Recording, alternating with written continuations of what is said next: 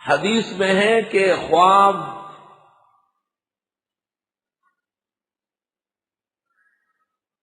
حدیث شریف میں ہے کہ خواب تعبیر کی ٹانگ پر بیٹھا رہتا ہے، جیسے تعبیر دی جائے وہ اڑ جائے گا، اختیار سے نکل جائے گا۔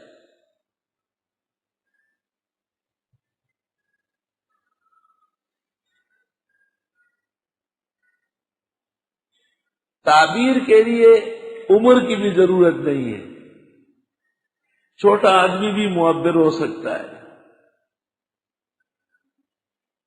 میری عمر بالکل کم تھی اور میری والدہ صاحبہ نے خواب دیکھا تھا، اور اس کی ایک تعبیر والدہ صاحبہ کر رہی تھی اور ایک میرے منہ سے نکل گئی۔ افسوس مجھے مرتے دم تک صدمہ ہوگا کہ اسی تعبیر کی وجہ سے میری والدہ کا انتقال ہو گیا۔ بعد میں عقل آ گئی ہے کہ ہر سمجھی جانے والی چیز بیان کرنے کی نہیں ہے، لیکن بعض دماغ تعبیر کے اقرب ہوتے ہیں، شروعی عمر سے تعبیر سے مناسبت ہے۔ علم جب آ جاتا ہے تو پھر تعبیر کے رخ تبدیل کر سکتے ہیں۔ جیسے ایک شخص نے خواب دیکھا، اس کی تعبیر تھی ایک بڑے عالم کا انتقال، معبر قابل تھا بہت زیادہ۔ اس نے کہا کہ بس ایک مسجد بن جائے زبردست قسم کی، خیر ہو جائے گی۔ تو ایک آدمی بیٹھا ہوا تھا، اللہ اس کو جزائے خیر دے، خداوند تعالیٰ اس کی عمر اولاد مال میں برکت دے۔ اس نے کہا میں بھی چلتا ہوں، اور وہ گیا اور فوراً مسجد کی تعمیر شروع کرائی، 1 سال 10 مہینے میں کھڑی کر دی۔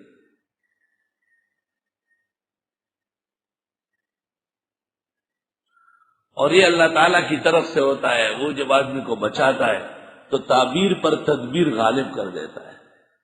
وقت پر اچھی تدبیر کرنا اور پھر اس میں اثر ڈالنا، یہ اللہ تعالیٰ کے احسانات میں سے ہے۔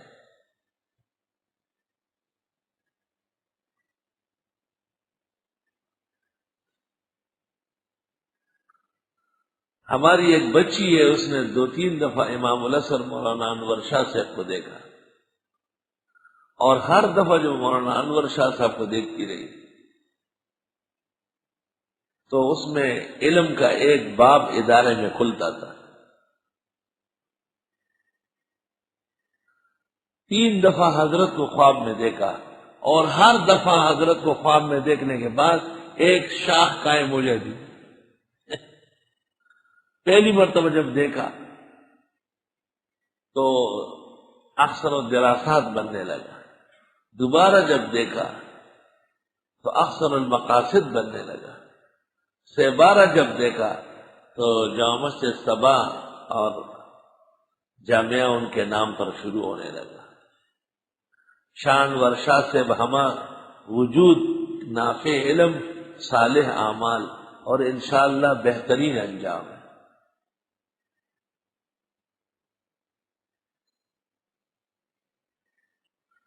میں نے محمد انور شاہ کی پیدائش سے پہلے ایک خواب دیکھا تھا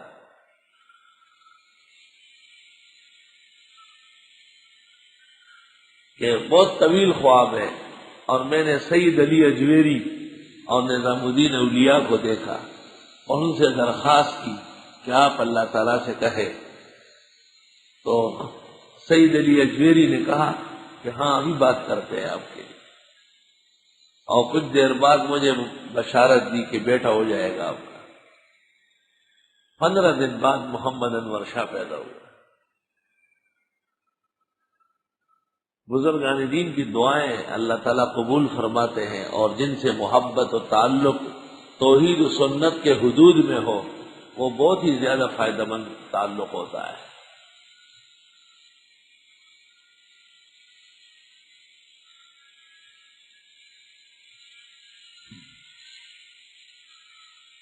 یہ خوابوں کی تعبیر سمجھنا یہ انبیاء علیہ السلام کے معجزات میں سے ہے۔ اللہ تعالیٰ نے آدم علیہ السلام کو یہ معجزہ دیا تھا بہت بڑا، اور پھر ہر پیغمبر کو، لیکن یوسف علیہ السلام کا خاص معجزہ تھا۔ یوسف علیہ السلام کے بعد سب سے بڑا اعجاز جناب نبی کریم صلی اللہ علیہ وسلم کو ملا ہے۔ آپ کے احادیث جمع کرنے والے محدثین نے آپ کی احادیث پر مشتمل کتاب الرؤیا جمع کیے۔ امام بخاری کی کتاب الرؤیا بہت مشہور ہے،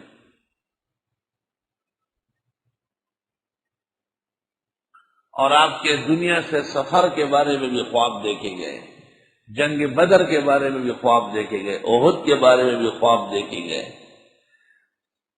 مسیلمہ اور اسود عنسی کو بھی آپ نے خواب میں دیکھا، اور ان کی شکست کا بھی آپ کو بشارت دے دی گئی۔ کبھی کبھی خواب بظاہر بہت تکلیف دہ ہوتا ہے، بیان کرنے کا نہیں ہوتا، لیکن اس کا معنی اچھا ہوتا ہے۔ کبھی عکس ہوتا ہے، خواب بہت اچھا لگتا ہے، جیسے کسی کی شادی ہو رہی ہے، لیکن تعبیر نہایت پریشان کن ہوتی ہے۔ معبر کو چاہیے کہ اس قسم کی تعبیر میں تصرف کر دے اور اس کو اچھے حمل کر لے۔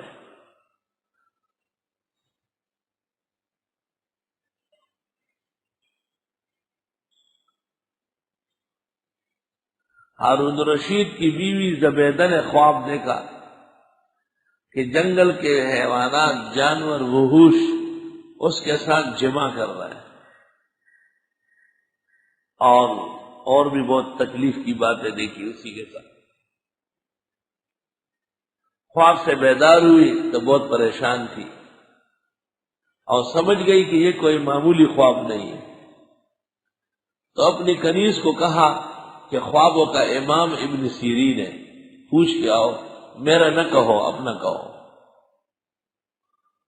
کنیز گئی اور امام محمد ابن سیرین سے کہا کہ میں نے ایک خواب دیکھا ہے۔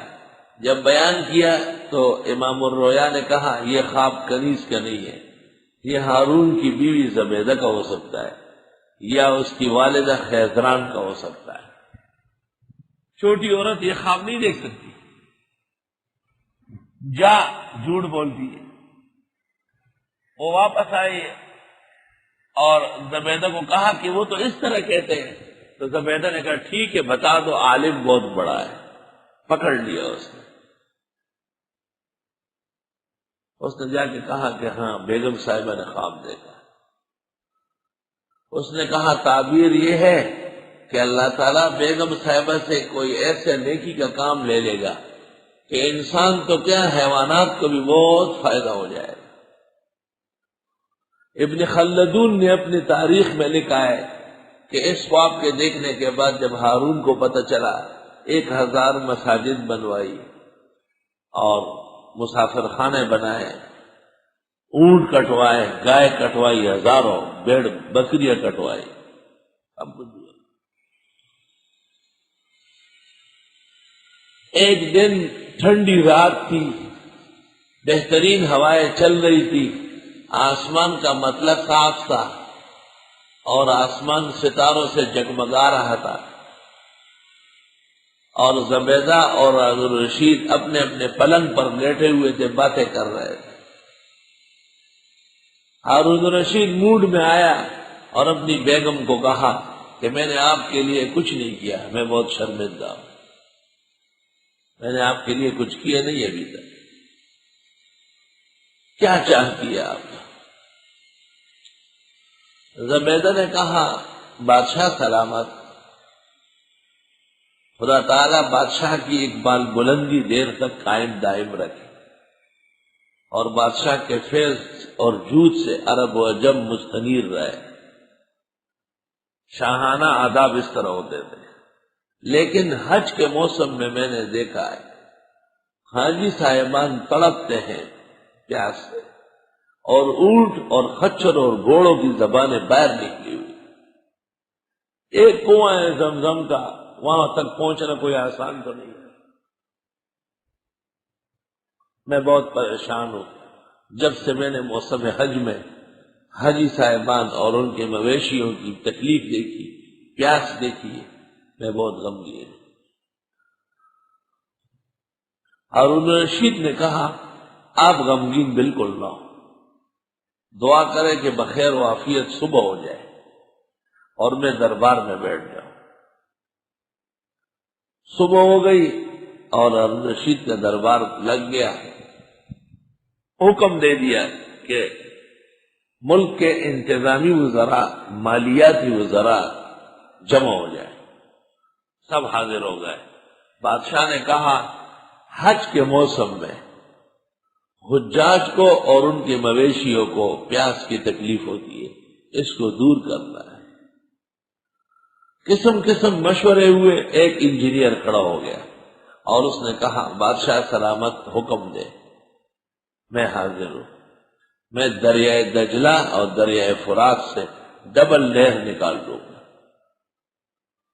اور اس کو صحرائے عرب میں لے چلوں گا اور منا سے گزار کر عرفات سے مزدلفہ سے ہوتے ہوئے عرفات پہ ختم کر دوں گا۔ بادشاہ نے کہا اجازت ہے، میرے پورا تعاون آپ کے ساتھ ہے، یہ کام ہوگا کیسے؟ کہ میں شام تک تخمینہ دیتا ہوں۔ شام تک تخمینہ دیا، بادشاہ نے وزیر مال کو کہا کہ اتباع کر لو، امتثال امر کر لو، اور یہ کھدائی شروع ہو گئی۔ مورخین لکھتے ہیں 6 سال کے اندر دریائے دجلہ اور دریائے فرات سے ڈبل نہر نکالی گئی اور آگے اکٹھی کر دی گئی کہ اگر ایک دریا میں پانی کم ہو تو دوسرے میں تو ہو، اور زمین کے اندر بند نہر چلائی گئی تاکہ پانی صاف ہو، زمین دوست۔ اور جب عرب کی سرزمین آ گئی تو مینا کے پاس ظاہر کر دی گئی، پھر چھپا لی گئی، پھر مزدلفہ میں نکال دی گئی، پھر چھپا لی گئی، پھر عرفات میں نکالی گئی۔ اس کو کہتے ہیں نہر زبیدہ۔ اور بادشاہ نے کہا یہ میں اپنی بیگم کی طرف سے کار خیر کر رہا ہوں کہ اس کا ثواب میری بیوی کو ملے، اور محدثین کا اتفاق ہے کہ زبیدہ کی زندگی میں اس سے بہتر کام نہیں ہوا ہوگا۔